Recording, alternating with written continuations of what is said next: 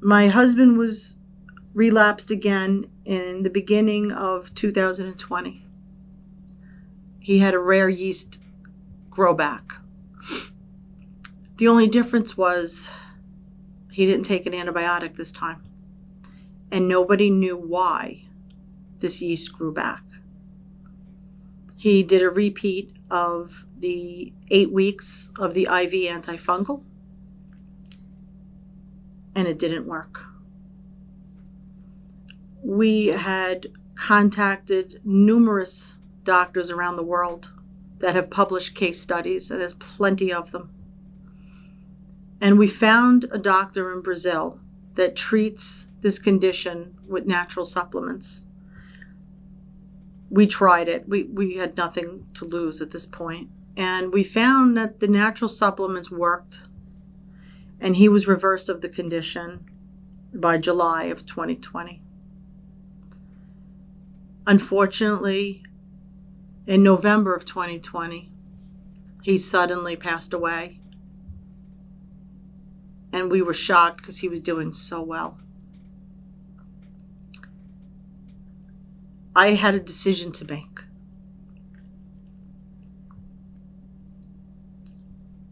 Do I stay and help others? Or do I walk away from this chapter in my life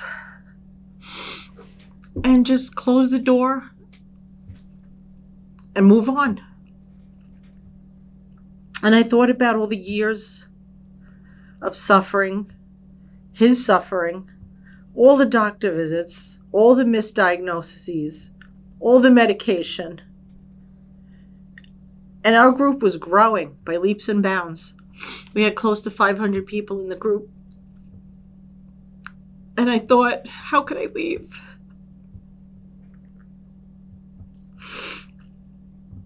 I don't want anyone else to die. Children have this. There are people who are in wheelchairs that can't even cook for themselves that have this. And I didn't want to leave anyone behind. And I don't think my husband would want me to leave anyone behind. Barbara Cordell had called me and asked me, while my husband was still alive, if we would be interviewed for her book.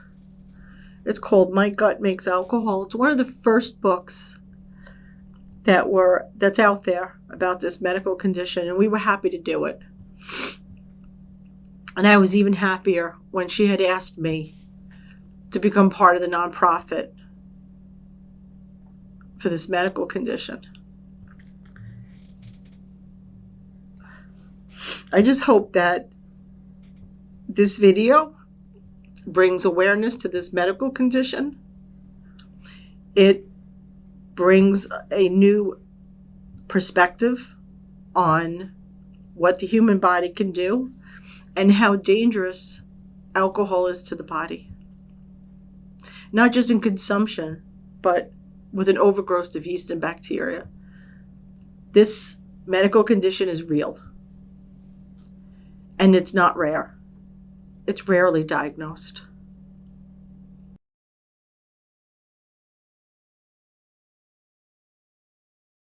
For more information, case studies, and to make a donation, go to www.autobrewery.info.